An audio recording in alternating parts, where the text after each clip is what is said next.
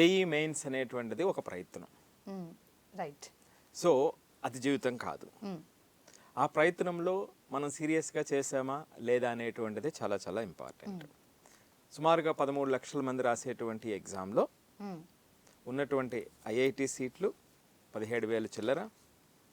అదే ఎన్ఐటికి ఇంకా deemed universities, అదే జిఎఫ్ఐటీస్, ఇవన్నీ ఏవైతే పార్టిసిపేటెడ్ ఇన్స్టిట్యూషన్స్ ఉన్నాయో, ట్రిపుల్ ఐటీస్ కానివ్వండి, ఇవన్నీ కలిపి చూస్తే సుమారు ఒక 35,000 అవి ఉంటాయి.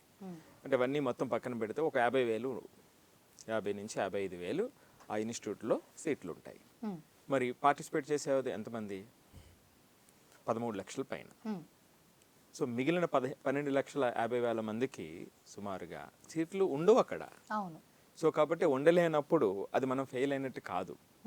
కానీ 12వ తరగతి తర్వాత, అంటే నేను ఎప్పుడూ చెప్తుండేటువంటిది, పిల్లల యొక్క జీవితం 12th తర్వాత స్టార్ట్ అవుతుంది. కరెక్ట్. ఎందుకు 12th తర్వాత స్టార్ట్ అవుతుంది? నేను ప్రతిసారి చెప్తూ ఉంటా ఆ పిల్లలకి, నాన్న ఇక్కడి నుంచి నువ్వు ఇండిపెండెంట్గా స్టార్ట్ చేయబోతున్నావు. మనకున్నటువంటి స్ట్రక్చర్లో 12th వరకు కూడా పేరెంట్స్, ఇన్స్టిట్యూషన్స్ సేఫ్ హ్యాండ్స్లో పిల్లలు ఉంటారు.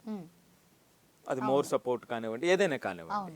12th తర్వాత వాళ్ళు ఇండిపెండెంట్గా ఎదగాల్సినటువంటి టైము, వాళ్ళు అర్థం చేసుకోవాల్సినటువంటి టైం, ఆలోచించాల్సినటువంటి టైం, రేపొద్దుట ప్రొఫెషనల్ కెరియర్కి అది పునాది రాబోయేటువంటి.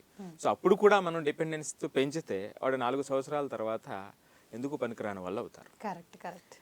సో కాబట్టి ఇక్కడి నుంచి మన లైఫ్ స్టార్ట్ చేయబోతున్నాము అనేటువంటిది నేను చెప్తూ ఉంటాను. ప్రతిసారి కూడా పిల్లలు మన దగ్గర నుంచి 12th అయిన తర్వాత వెళ్ళిన తర్వాత పిల్లలు ఒక 6 నెలల తర్వాత మళ్ళీ తిరిగి వస్తుంటారు. ఫస్ట్ సెమిస్టర్ అయిపోయిన తర్వాత ఐఐటీలోనో, ఎన్ఐటీలోనో, ప్రైవేట్ యూనివర్సిటీలో ఎక్కడో చోట జాయిన్ అయ్యి ఆ 6 నెలల్లో వచ్చే డిఫరెన్స్ సదిక చాలా డిఫరెన్స్ వస్తుందండి. ఆ పిల్లలు ఆలోచించే విధానం కానీ, అక్కడ అర్థం చేసుకునే విధానం కానీ, 6 monthsలో వాళ్ళ లైఫ్ గురించి వాళ్ళు డిజైన్ చేసుకునేటువంటి విధానం, అంటే వాళ్ళు ఆలోచించేటువంటి విధానం. అరే నిన్నటి వరకు మన ముందు ఉన్నటువంటి ఈ పిల్లలేనా ఇప్పుడు ఇంత స్పష్టంగా మాట్లాడగలుగుతున్నారు అని.